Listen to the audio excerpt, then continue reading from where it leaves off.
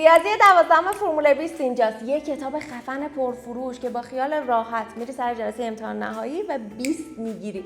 این کتاب یه کتابچه رایگان هم همراهش داره که خودش یک گنجه که آخر ویدیو بهتون میگم. کتاب اصلی با درسنامه شروع میشه. یه درسنامه کامل بهتون میده.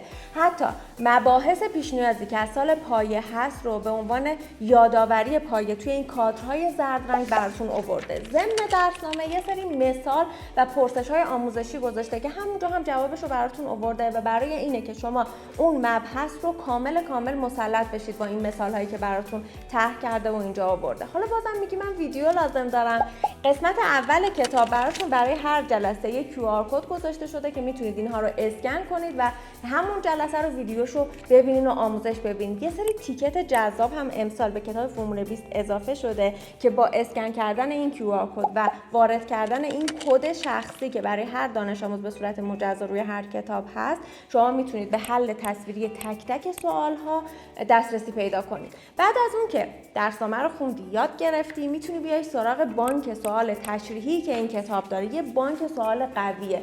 اولی که همه سوال‌های نهایی سال‌های گذشته، شبه نهایی‌ها همه رو براتون آورده و سوال‌های تالیفی همه با بررسی متن کتاب درسی، تمرین‌ها، سوال‌ها، فعالیت‌های کتاب درسی و حتی تمرین‌های کتاب راهنمای معلم با بررسی اونا سوال‌های تالیفی اینجا رو استاد عظمتی مؤلف این کتاب براتون تالیف کردن.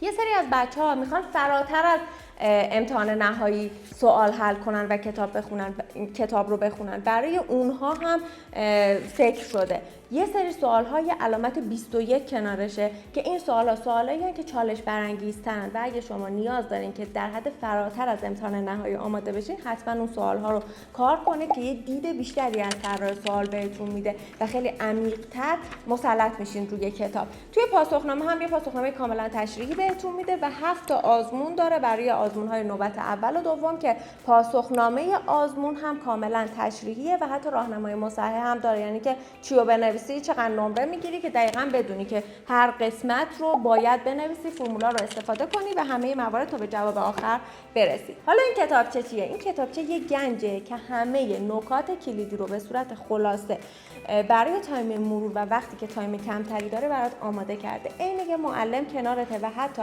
بهت آموزش میده که توی پاسخ برگی که توی امتحان داری باید چجوری وارد کنی و چقدر نمره بگیری. یعنی راهنمای مصحح هم داره.